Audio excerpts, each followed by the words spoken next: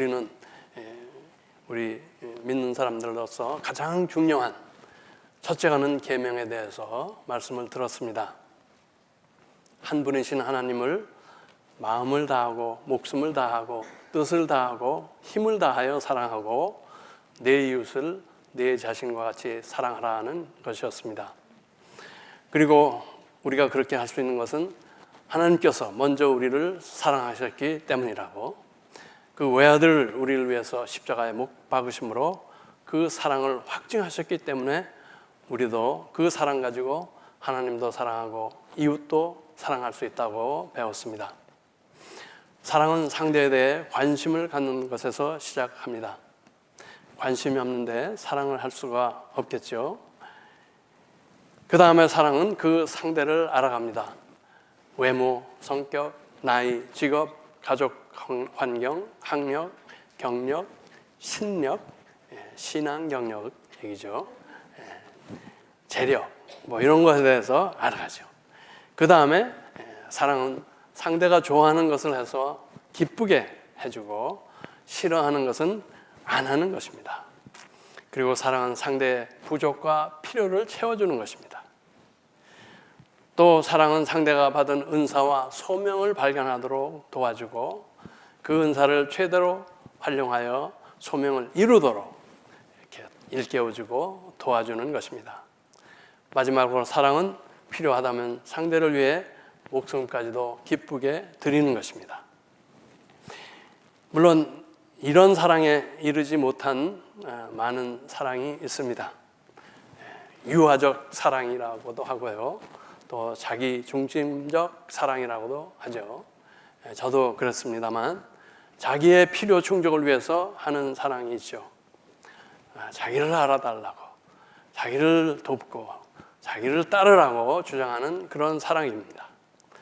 지난 수요일 저녁 우리 안기도 목사님 아주 훌륭한 설교해 주셨는데, 우리 1세대 아버지들은 이 사랑을 잘 못한다는 것입니다. 그래서 아내와의 대화도 부족하고 또 그들의 필요를 이해하려고 노력도 안 하고, 또 자녀에게는 사랑하고 염려하는 것을 화내고 야단치는 것으로 표현을 하고, 또 자기가 옳다고 생각하는 것을 강요하는 것으로 나타낸다는 그런 말씀을 해 주셨죠. 이런 사랑은 이 계명이 말하는 그 아가페의 사랑은 아닙니다. 이 아가페의 사랑은 상대의 유익을 위해서 나를 희생하는 사랑을 말하는 것입니다. 나를 버리고 상대에 맞춰가는 사랑을 말하는 것입니다. 이 계명은 하나님과 나 사이, 또 너와 나 사이, 또 나와 교회 사이, 또 교회와 사회 사이에서 아가페의 사랑을 하고 그 사랑의 관계성을 든든하고 깊게 하라는 것입니다. 그리고 이 사랑의 관계성을 연습하고 훈련하고 실제로 살 수 있게 하라고 하나님이 주신 은혜의 방편이 교회가 되는 것입니다. 그래서 우리는 이 교회에서 하나님 사랑의 표현으로 예배를 드립니다. 모든 것의 밑바닥에는 이 하나님의 사랑, 하나님을 향한 우리의 사랑이 깔려 있지만, 이제 친교 식사와 구역 모임은 성도 간 사랑을 표현하고 훈련하라고 하라는데 중점이 있습니다. 또 각 선교회, 또 선교부라든지 사회봉사부는 이 사회와 세상 사랑을 표현하고 훈련하는데 중점이 있습니다. 기타 여러 가지 교회 봉사와 헌금은 교회 사랑을 표현하고 훈련하는 데 중점이 있다고 볼 수가 있습니다. 오늘 본문 말씀에 근거하여 이 사랑의 하나인 교회 사랑에 대해서 생각해 보기로 하겠습니다. 오늘 읽은 본문에 교회 사랑을 표현한 상당히 대조적인 두 부류의 사람들이 등장합니다.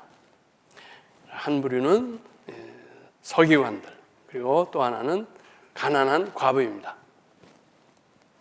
서기관들은 당시 교회 지도자 내지는 사회 기득권층을 대표하고 있습니다. 소위 있는 자들입니다. 거기에 비해 가난한 과부는 사회에서 가장 힘없고 없는 자를 대변하고 있죠. 세상은 이 있는 자들을 부러워합니다. 또 모든 교회도 갖고 싶어하는 가치가 큰 사람들입니다. 성경과 교회도 많이 알고 또 일도 잘하고 기도도 멋있게 하고 헌금도 큰 액수를 하고 외모 치장도 저같이 멋있고 그러다 보니까 사람들의 관심과 존경과 칭송을 듣게 됩니다. 그 장로님, 그 집사님 짱이야 하면서 대접을 해주죠. 어느 모임이나 파티에 상좌에 또 지정석에 앉게 합니다. 그들의 마음 중심이 어떤지, 그들의 사회생활이 어떤지는 잘 모릅니다. 그들의 과거 이력과 겉으로 나타나는 행위만으로 하나님 사랑과 교회 사랑을 많이 하는 것으로 인정받는 그런 사람들입니다. 그런데 이분들 중에 초심을 잃은 사람들이 많았던 것 같습니다. 그래서 사회에선 약자를 착취해서 부를 이루고 교회에서도 이제는 하나님을 사랑해서 하는 것보다는 사람들이 알아주는 것에 더 마음을 빼긴 그런 사람들이 많았던 것 같습니다. 역사가 유세비우스에 의하면 그들은 그 성전의 헌금통에 큰 액수의 헌금을 넣기 전에 나팔수로 하여금 나팔을 불게 했다고 합니다. 그래서 사람들의 이목을 집중시킨 다음에 헌금통에다 덜까당 은화나 금화를 멋있게 넣었다는 기록이 있습니다. 현대 미국에도 그런 분이 있는 것 같아요. 어느 장로님은 교회 건축 헌금 약정을 하는 그런 모임에서 일어나서 큰 소리로 나는 이만한 액수를 무명으로 헌금하겠습니다.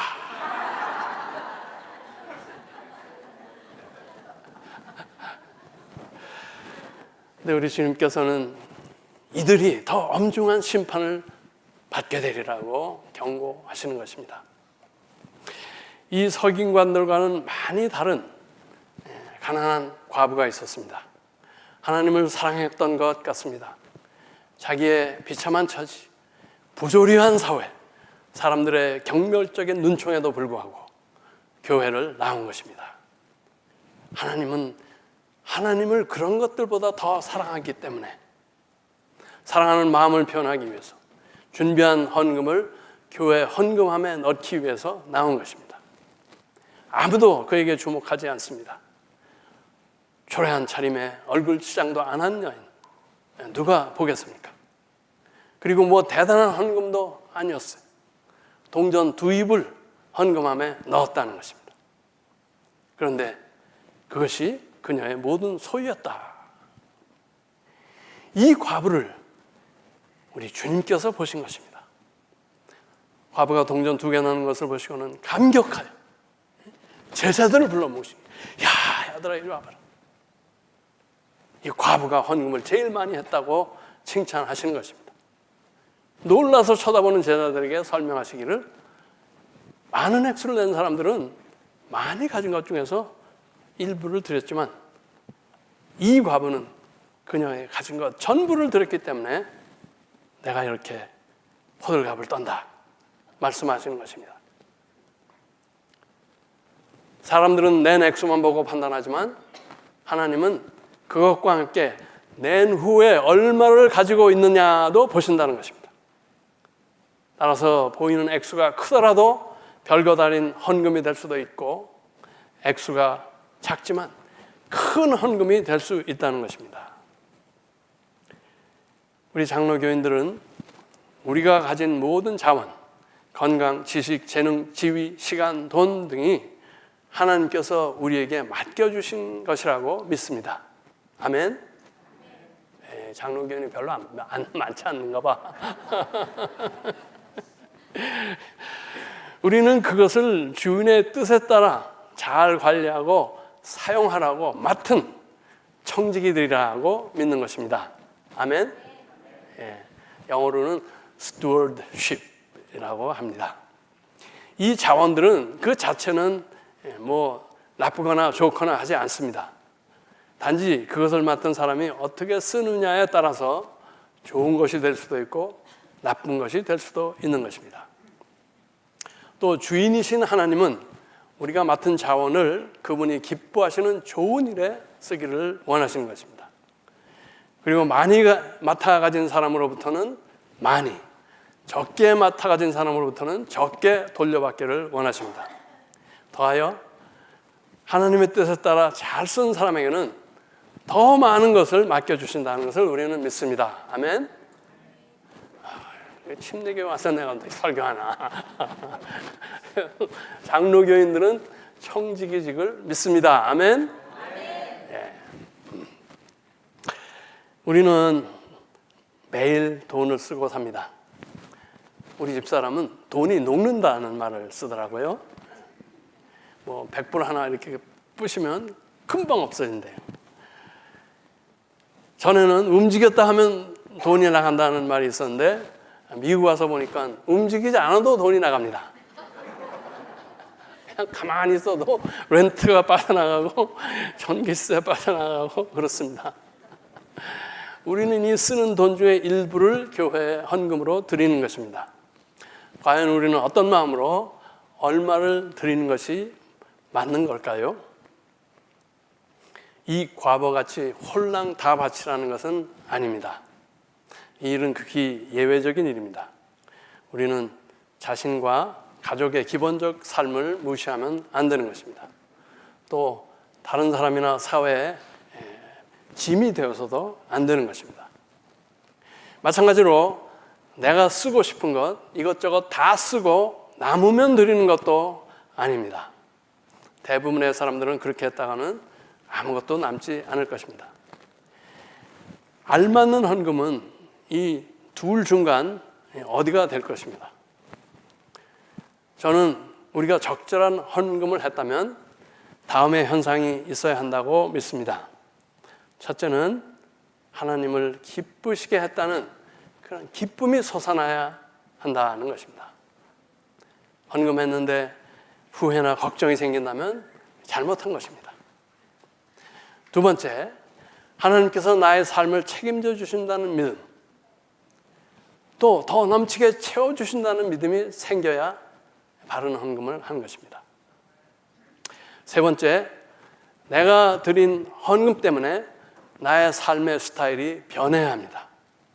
하나님께 드렸기 때문에 그만큼 덜 중요하고 심지어는 해로운 일에 쓸 돈이나 시간이 없어져야 한다는 것입니다.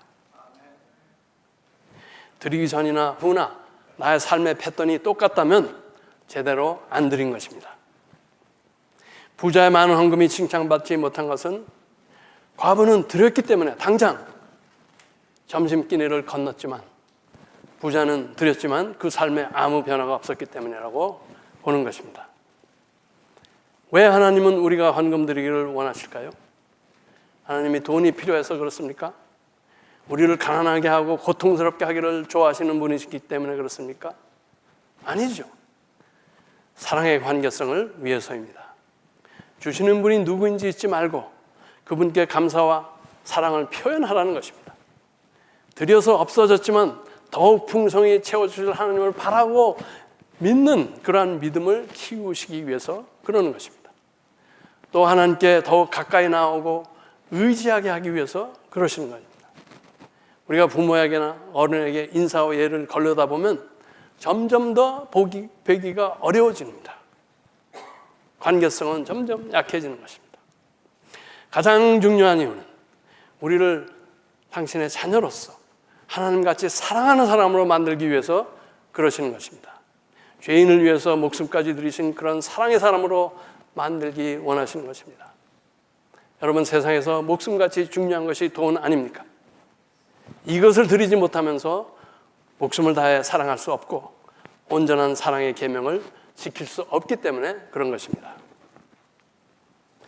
연말이 다가왔습니다. 결산 및 예산의 계절입니다. 가정과 마찬가지로 교회도 금년 전체를 통해 과연 얼마가 들어왔고 얼마를 썼는가, 흑자인가 적자인가를 따져보고 내년에는 수입이 얼마가 되어야 하고 지출은 어느 선으로 할 것인지를 생각하는 때입니다. 지난번 당회에서 금년 10개월간을 돌아보며 내년 예산을 세웠습니다. 먼저 금년에도 풍성히 채워주신 하나님께 감사했습니다. 현재 추세로 나가면 수입 예산을 초과할 전망이고 예산 집행에 아무 어려움이 없었습니다. 여러분 모두에게 감사를 드립니다. 그런데 내년이 만만치 않습니다. 교역자 사례비가 상당히 늘어날 전망입니다. 저는 은퇴한 목사라서 메디칼이니 연금이니를 교회가 지불할 필요가 없었지만 이제 앞으로는 그것이 늘어나게 되고 그 다음에 유트그룹 교역자가 전보다 상당히 많은 비용으로 모셔오게 되었기 때문입니다. 그리고 우리에게 귀한 그 EM 교인 한 분이 있었는데 상당히 큰 목의 헌금을 하시던 분입니다. 근데 그분의 앞으로 교회를 떠나셨기 때문에 그 헌금이 상당히 불확실한 그런 부분도 있습니다. 그래서 경상비를 크게 삭감하고 심지어 선교비를 줄이자는 의견도 있었지만 선교비 비율 11%를 그대로 유지하기로 했고 또 각 부서가 요청한 운영비도 대부분 반영하여서 집행하기로 결정했습니다. 그러기 위해서는 수입 예산을 증액하는 수밖에 없습니다. 여러분 이제 공동회 때 최종안을 보시겠지만 금년 예산 대비 한 20% 가까이 증액될 것 같습니다. 정확히 18% 증액이 된 예산안입니다. 무슨 근거로 그런 증액을 했느냐 물으신다면 열심히 기도하며 하나님 원하시는 일을 할 때 하나님께서 예비하신다는 믿음으로 그렇게 했습니다. 그리고 우리로서도 그 증액되는 수입을 충당하기 위해서 우리가 할 몫으로 몇 가지를 결정했습니다. 지금도 잘하고 계시지만 11조 헌금과 선교 지정 헌금을 더 권장하기로 했고 또 부흥회에서 헌금을 하는 것으로 결정을 했습니다. 또 과거에 별로 강조를 안 했다고 하는데 절기 헌금을 강조하기로 했습니다. 대부분의 한인교회가 지키는 새해, 부활절, 추수감사절, 성탄절에 우리가 특별히 힘써서 헌금하도록 그렇게 했습니다. 드리는 것은 사랑의 궁극적인 표현입니다. 우리는 사랑하는 상대에게 관심과 마음을 주고 시간을 주고 수고를 아끼지 않고 물질을 줍니다. 결국 적절한 헌금의 여비는 사랑입니다. 사랑하는 만큼 드리면 옳은 것입니다. 사랑하는 만큼 드리고 그 사랑이 점점 커지도록 드리자는 것입니다. 우리 교회에서는 다음 주일을 추수감사주일로 지킵니다. 헌금 봉투가 배포되었는데 기도하는 가운데 한 해 동안 받은 사랑과 은혜에 감사하는 추수감사 헌금에 적극 동참해 주시기를 바랍니다. 제가 기도하는 목표는 4만 불입니다. 정확히 11조는 아니지만 1년 12달 드리는 헌금의 약 10분의 1, 다시 말해 한 달치 헌금액을 추수감사헌금으로 드리자는 것입니다. 충성된 청지기로서 감사한 마음과 기쁨으로 주인에게 풍성하게 드릴 때 하나님께서 더 크게 축복하심으로 더 많은 주의 일을 감당하는 우리 교회가 될 줄 믿습니다. 잘하였도다 착하고 충성된 종아, 내가 작은 일에 충성하였음에 내가 많은 것으로 내게 맡기리니 내 주인의 즐거움에 참여할지어다. 풍성히 드려 더욱 풍성한 축복을 누리는 우리 모두와 교회 되시기를 축원합니다. 기도하겠습니다. 권능과 사랑의 하나님 아버지, 올해 저에게 베푸신 모든 사랑과 은혜를 감사드립니다. 다 기억하지 못하지만 구원의 삶, 건강, 풍족한 의식주, 늘어난 믿음의 식구와 풍성한 교회 재정을 인해 감사드립니다. 원하기는 그 밖에도 모든 감사 제목을 다 기억하게 하시옵소서. 그래서 우리 안에 감사와 사랑의 마음으로 충만하게 하옵소서. 그 마음이 우리의 언행과 교회에 드리는 헌금에 더욱 풍성히 드러나게 하시옵소서. 그리하여 우리 안에 기쁨과 믿음 또 변화된 삶의 모습이 넘치게 하옵소서. 우리 교회가 더욱 많이 드리는 교회 되게 하시고 더 큰 주의 일을 감당하여 하나님께 큰 영광 돌리게 하옵소서. 우리 주 예수 그리스도 이름으로 기도하였습니다. 아멘.